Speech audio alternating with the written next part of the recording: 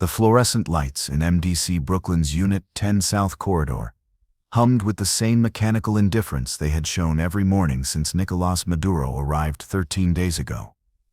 It was 9:47 a.m. on January 16, 2026, and the 62-year-old former Venezuelan president shuffled toward the attorney conference room, his weathered hands shackled at the wrists, his khaki federal prison uniform already wrinkled from another sleepless night on a 2-inch mattress. 2 corrections officers flanked him, their boots echoing against the concrete floor in perfect rhythm. Maduro kept his eyes forward, his distinctive thick, dark gray mustache catching the harsh overhead lighting, his round face showing the deep stress lines that had become more pronounced with each passing day in American custody. The short gray-black hair that had once been meticulously maintained now grew unkempt, and his medium dark brown skin had taken on a pallor from the fluorescent-lit world that had replaced Venezuelan sunlight. They passed through the first security door, waited for it to lock behind them, then approached the second. Standard procedure. Everything in this place was standard procedure. Wake at 6. Count at 7. Breakfast at 8. Legal calls at 9:30. Lunch at noon. Exercise at 2.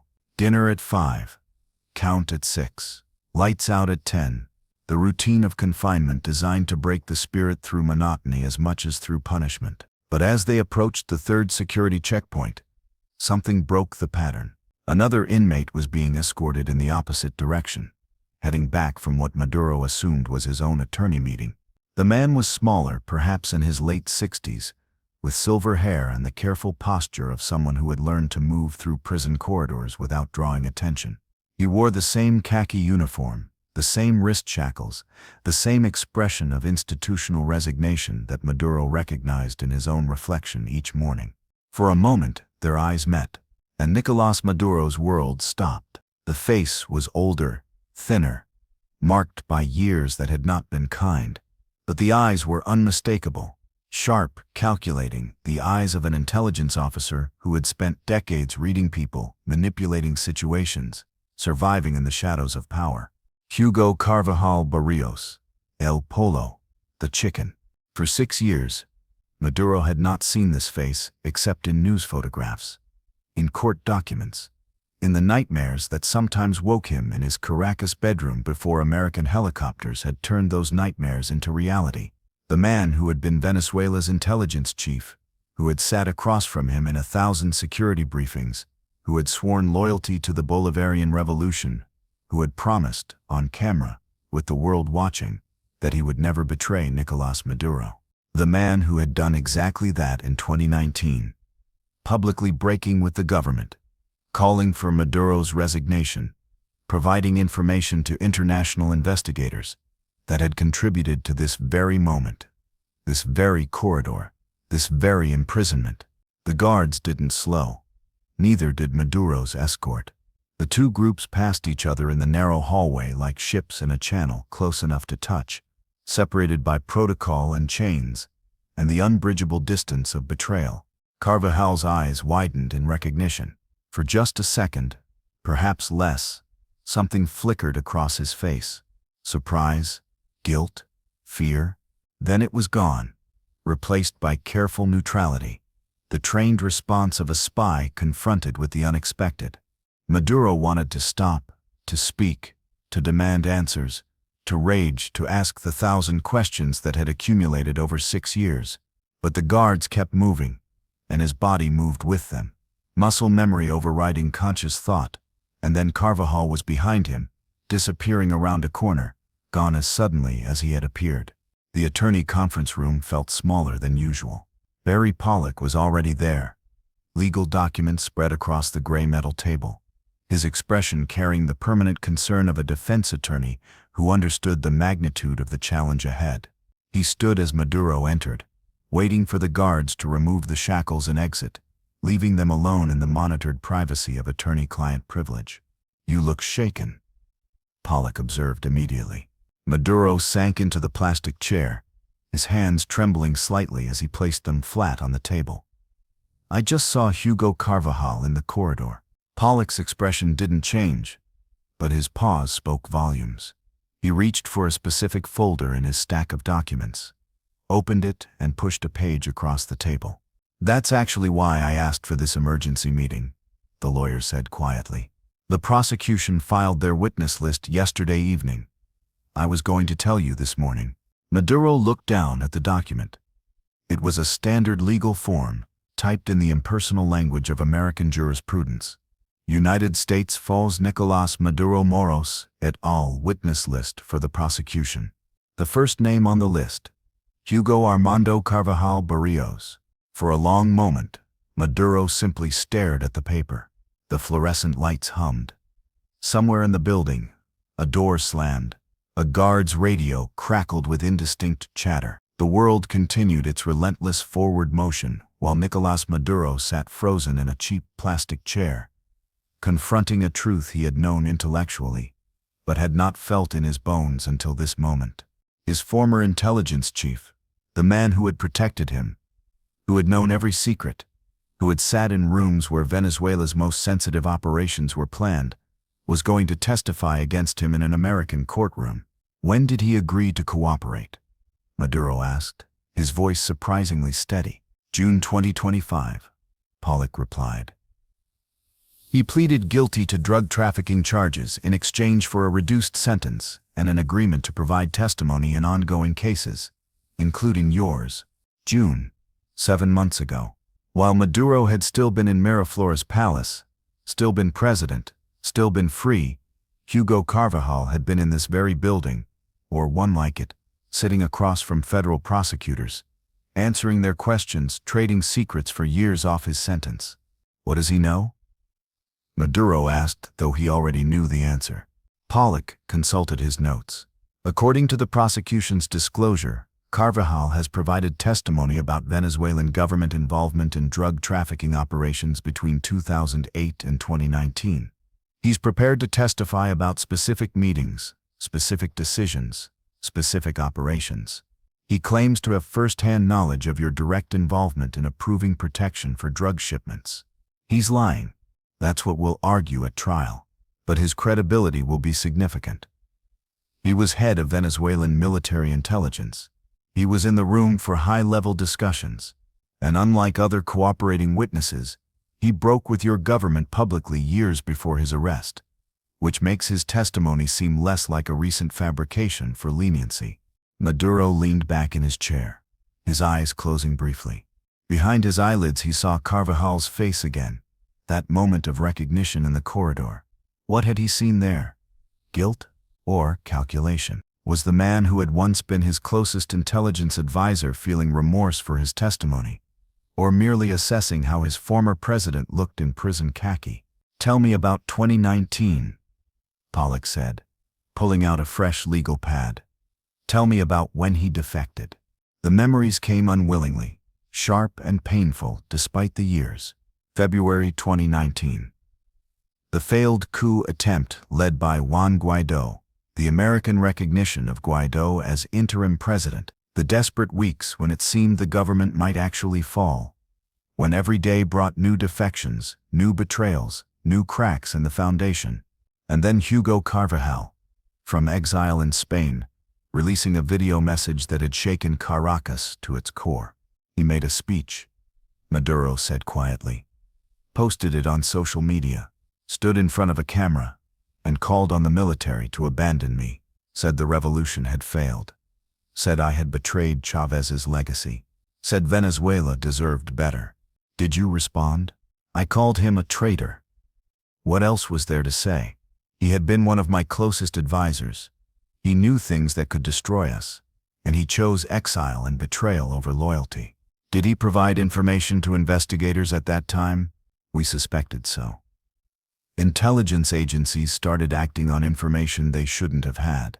Operations were compromised. But he was in Spain, protected by European courts. We couldn't touch him. Until 2021, Pollock said, consulting his timeline. When Spain approved his extradition to the United States, Maduro nodded. I watched that news from Miraflores, thought perhaps there would be justice after all. American justice for a traitor. The irony of that statement, spoken from an American detention facility, hung heavy in the room.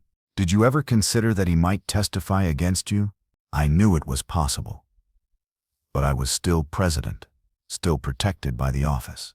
The Americans had indicted me in 2020. But indictments are just words on paper if you're sitting in a presidential palace. He paused. I thought I would die in that palace. Or in Cuba, in exile. Like so many before me. I never thought I would be sitting in Brooklyn waiting for my former intelligence chief to send me to prison for the rest of my life. Pollock made notes, his pen scratching across the legal pad. The prosecution will present Carvajal as a man who found his conscience, who participated in wrongdoing but eventually recognized it, and tried to make amends by telling the truth. His conscience found him the moment he needed a reduced sentence. That's our argument. But we need to understand what specific testimony he's going to provide. What meetings did he attend? What conversations did he witness? What documents did he see? Maduro thought back across the years of collaboration with Carvajal, hundreds of meetings, thousands of conversations, a decade of working together to navigate Venezuela's complex security challenges, its relationships with Colombian guerrillas, its management of the drug trafficking that everyone knew existed but nobody officially acknowledged. Everything, Maduro said finally. He knows everything. The attorney meeting lasted another hour, covering legal strategy, timeline, procedural motions.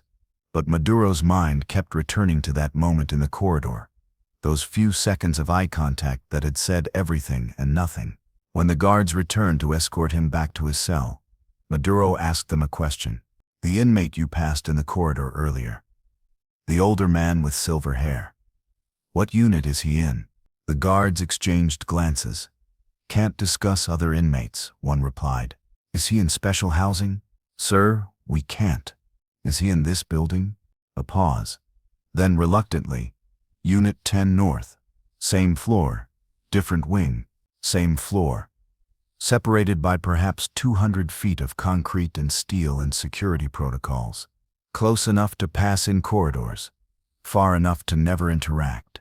The perfect distance for two men who had once shared secrets to now share a building while preparing to destroy each other in court. Back in his cell, Maduro's cellmate, a drug trafficker from Queens named Rodriguez, who was awaiting trial on conspiracy charges, looked up from his book.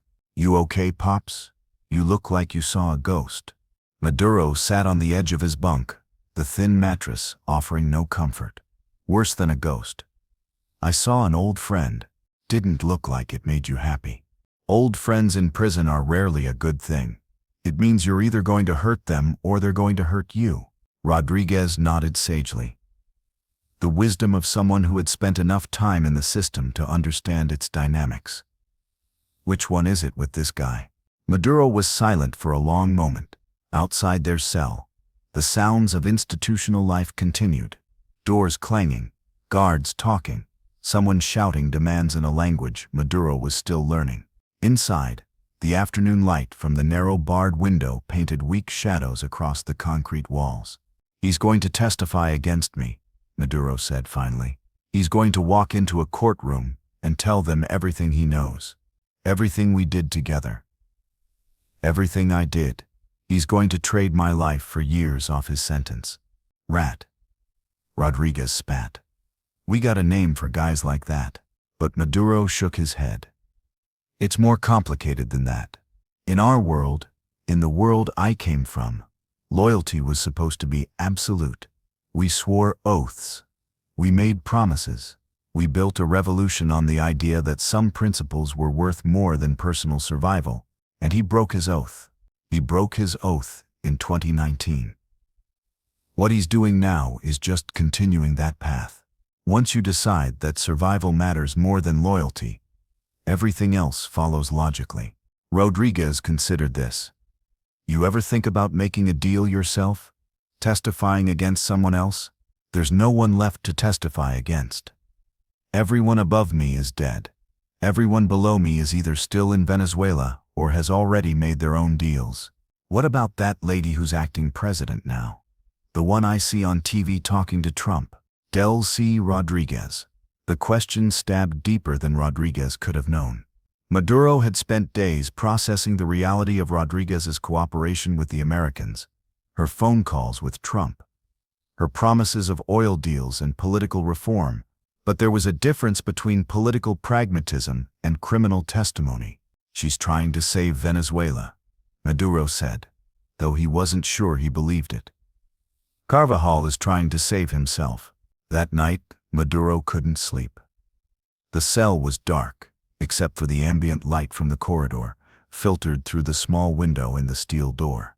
Rodriguez snored softly on the lower bunk. Somewhere in the building, someone was crying, the thin, desperate sound of a man at the end of his psychological rope. Maduro lay on his back, staring at the bottom of the upper bunk, inches from his face, and thought about Hugo Carvajal. They had met in the 1990s, when Maduro was still a bus driver turned union organizer, when Carvajal was a young military intelligence officer aligned with Hugo Chávez's revolutionary movement. They had both been believers then, both convinced that Venezuela could be transformed, that the old corrupt order could be swept away and replaced with something better. 25 years of revolution. 25 years of fighting American imperialism, fighting the oligarchy, fighting economic sabotage, fighting coup attempts. 25 years of making compromises that became corruptions, of crossing lines that had once seemed absolute, of telling themselves that the ends justified means that became increasingly difficult to justify. And somewhere in those 25 years, Hugo Carvajal had decided it wasn't worth it anymore. Maduro tried to pinpoint the moment. Was it a specific event, a specific order that went too far? Or was it gradual, a slow accumulation of disillusionment, until one day he woke up and realized he couldn't defend the indefensible anymore? Or was it simpler than that? Was it just self-preservation? When the coup attempt failed in 2019 but showed how weak the government had become, had Carvajal simply calculated that the ship was sinking and made arrangements to secure a lifeboat? The truth probably lay somewhere in between. People were complicated. Motives were mixed. Hugo Carvajal had likely believed his own justifications, even as he traded secrets for sentences, convinced himself he was acting on principle, even as he acted on self-interest. Just like Maduro himself had done 1,000 times. The realization brought a bitter taste to his mouth. How many times had he justified questionable decisions with appeals to the revolution? How many times had he told himself that protecting his power was the same as protecting Venezuela? How many lines had he crossed while telling himself it was necessary?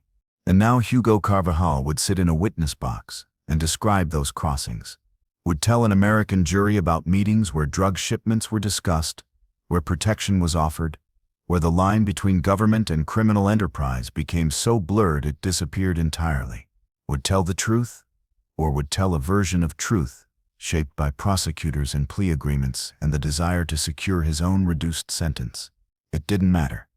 Truth was whatever 12 Americans decided to believe, and Hugo Carvajal, former Venezuelan intelligence chief, breaking ranks after years of loyal service, telling a story of government corruption and drug trafficking, would be extraordinarily believable. 3 days later, Maduro had another attorney meeting. This time, Barry Pollock wasn't alone.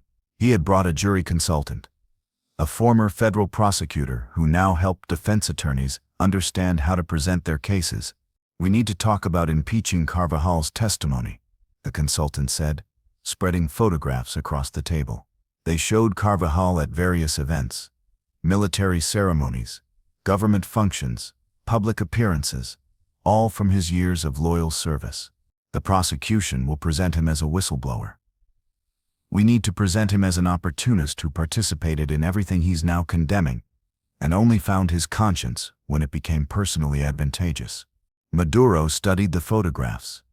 There was Carvajal in uniform, standing beside him at a military parade. There he was at a security briefing, taking notes while Maduro spoke.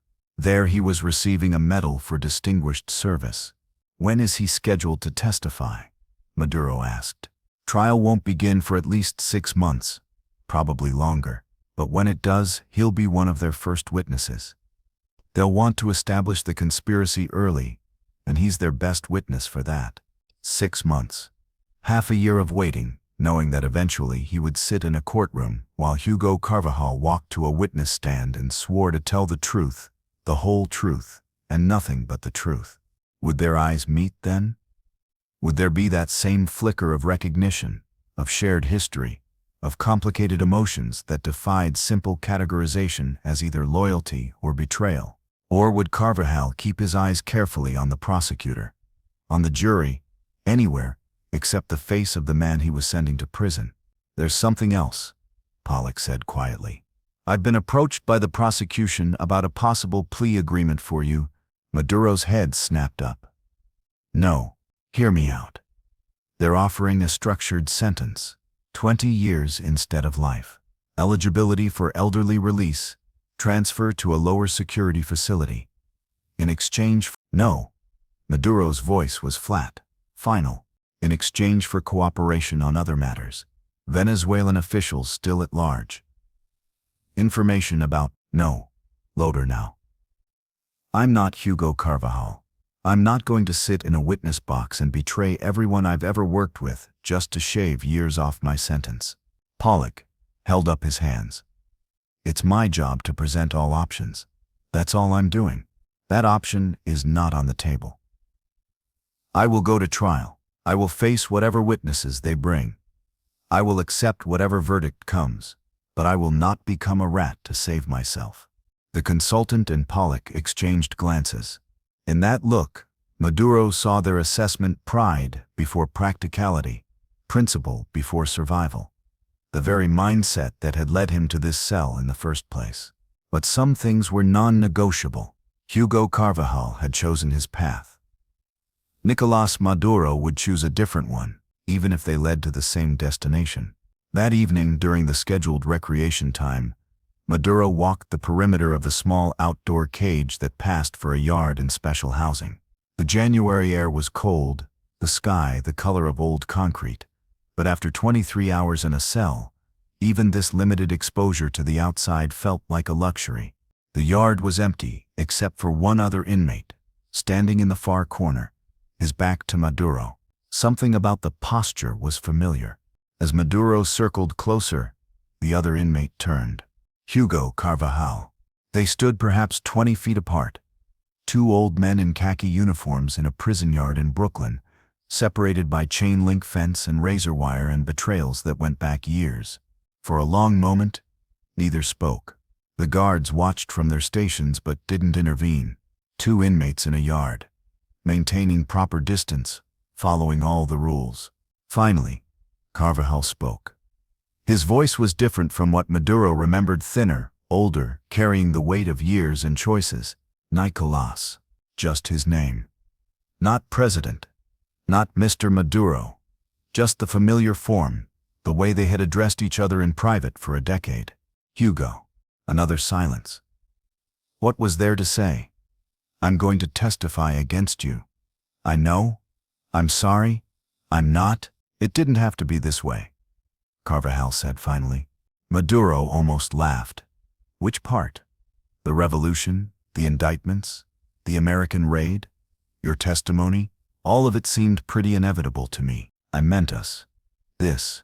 Carvajal gestured at the yard, the prison, the situation. "We were supposed to be building something better. We were supposed to be doing a lot of things. Turns out what we were actually doing was something else entirely." Carvajal stepped closer, and Maduro saw the years written on his face.